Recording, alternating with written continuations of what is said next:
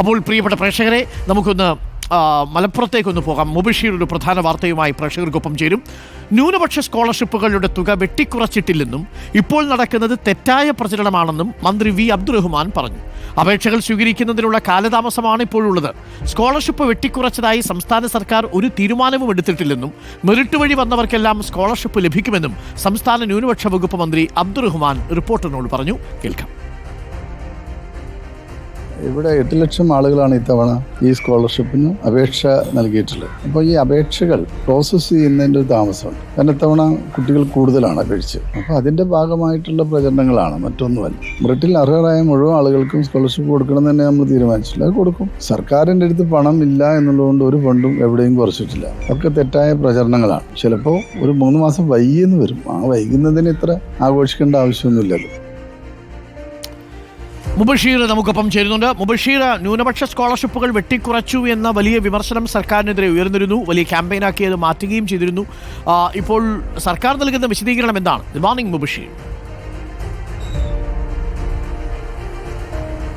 Very good morning doctor Arunkumar. ഇക്കാര്യത്തിൽ വലിയ വിമർശനം ഉന്നയിച്ചുകൊണ്ട് മുസ്ലിം ലീഗും സമസ്തയുടെ പോഷക സംഘടനയായിട്ടുള്ള SMF രംഗത്ത് വന്നതിന് പിന്നാലെയാണ് നിലപാട് വ്യക്തമാക്കിക്കൊണ്ട് വകുപ്പ് മന്ത്രി കൂടിയായിട്ടുള്ള വി അബ്ദുറഹ്മാൻ തന്നെ രംഗത്ത് വന്നിരിക്കുന്ന അരുൺകുമാർ. അബ്ദുറഹ്മാൻ നമ്മളോട് പ്രതികരിക്കുന്നത് സംസ്ഥാന സർക്കാരിൻ്റെ കീഴിലുള്ള സംസ്ഥാന ന്യൂനപക്ഷ സ്കോളർഷിപ്പുകളുടെ തുക വെട്ടിക്കുറച്ച ഒരു നടപടിയും സംസ്ഥാന സർക്കാർ സ്വീകരിച്ചിട്ടില്ല.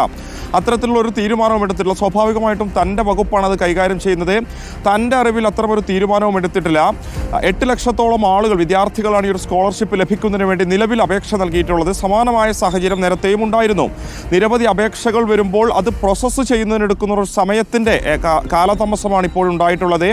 3 മാസത്തിനുള്ളിൽ തന്നെ അവയൊക്കെ തന്നെ പൂർണ്ണമായും പരിഹരിക്കപ്പെടും. സംസ്ഥാന സർക്കാരിനെ സംബന്ധിച്ച് സാമ്പത്തിക പ്രതിസന്ധിയുണ്ടെങ്കിലും വിദ്യാഭ്യാസ മേഖലയിലോ അല്ലെങ്കിൽ ആരോഗ്യ മേഖലയിലോ ഒരു തരത്തിലുള്ള ഫണ്ടും വെട്ടിക്കുറച്ചുകൊണ്ടുള്ളൊരു നടപടിയും സർക്കാർ സ്വീകരിക്കില്ല എന്നുള്ളതാണ് വി അബ്ദുറഹ്മാൻ വ്യക്തമാക്കുന്നത്. വിദ്യാഭ്യാസ മേഖലയിൽ തന്നെ വലിയ മാറ്റമുണ്ടാക്കിയ, പുരോഗതി ഉണ്ടാക്കിയ ഒരു സ്കോളർഷിപ്പ് തന്നെയായിരുന്നു ഈ ന്യൂനപക്ഷ സ്കോളർഷിപ്പ് എന്നുള്ളത്.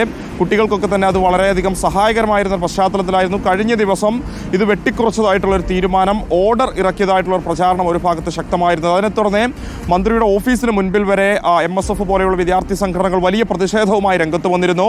എന്നാൽ അത്തരമൊരു ഓർഡറും സംസ്ഥാന സർക്കാർ എടുത്തിട്ടില്ല, തീരുമാനം എടുത്തിട്ടില്ല എന്നുള്ളതാണ് വി അബ്ദുറഹ്മാൻ ചൂണ്ടിക്കാണിക്കുന്നത്. 3 മാസത്തെ കാലതാമസം മാത്രമാണുള്ളത്. ഇത് പ്രോസസ്സ് ചെയ്യുന്നതിന് വേണ്ട ഒരു സമയം, ആ ഒരു കാലതാമസം ചൂണ്ടിക്കാണിച്ചുകൊണ്ടാണ് ഇപ്പോൾ പലതരത്തിലുള്ള പ്രചാരണങ്ങൾ നടത്തിക്കൊണ്ടിരിക്കുന്നത്.